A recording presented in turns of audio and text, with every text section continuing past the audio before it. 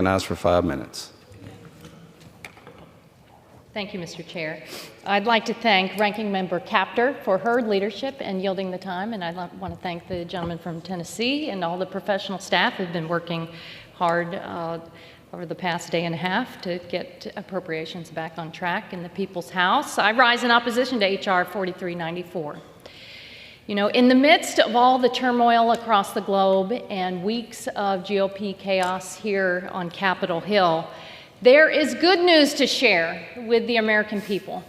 It's a story of American innovation that is benefiting our neighbors and communities all across this great country. Innovation that is putting money back into people's pockets at a time they really need it. See, over the past year, since Democrats passed and President Biden signed historic laws investing in infrastructure and clean energy and American workers, the American economy has been booming. And our neighbors are enjoying some lower costs, good-paying jobs are being created, and folks back home are building safer, healthier, more resilient communities. Infrastructure and clean energy are reducing pollution, they're improving our health, and they're countering China's push to control supply chains. And that's why this GOP bill must fail. The GOP bill takes America backwards. The GOP bill is a gift to China. And this GOP bill is a recipe for higher energy bills.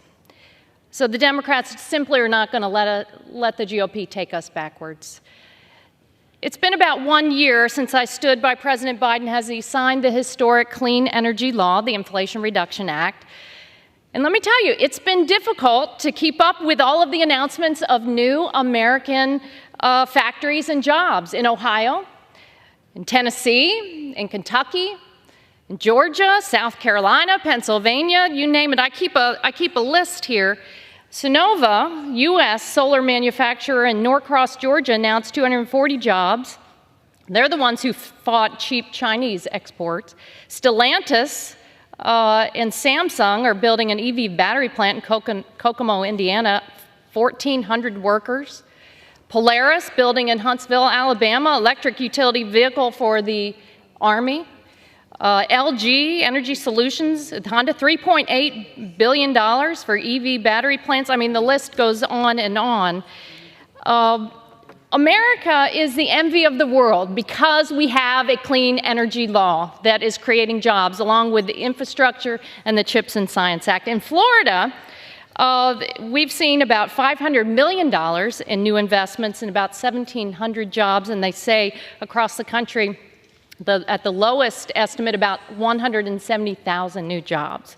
America is the envy of the world because of our clean energy law. I'll say it again.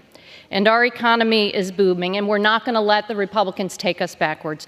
Just this morning, it was announced that U.S. gross domestic product, a measure of all goods and services produced in the United States, rose at 4.9%, which was much better than anyone expected. Private sector investment is flocking to clean energy and infrastructure projects in your districts and mine. Clean energy projects don't just create new good-paying jobs, they also lower energy costs for our neighbors back home and all American families. And boy, do we need it. In the Tampa-St. Pete area that I have the privilege of representing, electric bills are out of sight. They're astronomical.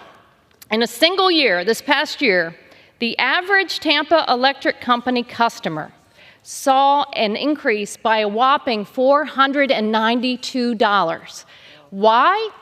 Because they generate electricity based on oil and gas, primarily. But thankfully, cleaner, cheaper energy and energy efficiency is on its way to lower people's electric bills, and we cannot let the Republicans gut what we're doing in clean energy to lower electric bills. Here's another good new report that Floridians, all Americans needed. Yesterday, the Biden administration announced help for consumers to afford these high energy bills. Florida will receive $106 million in federal funds to lower home energy bills.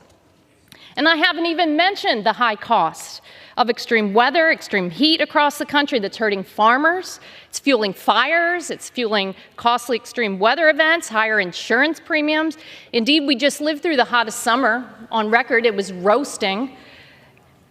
And we've got to reduce pollution that is causing this overheating and the higher cost on communities. So that's why I'm offering this motion to recommit today at the appropriate time to send this bill back to committee. If the House rules permitted, I would have offered the motion with an important amendment to this bill. My amendment would strike 2 sections. Gentlewoman's time is 311 expired. and 312. I urge that at the end of the debate, insert the record, the text of this amendment. Gentlewoman's time is expired. Vote yes on this amendment, and please tank this bill to take us backwards. I yield back the balance of my time. Thank you.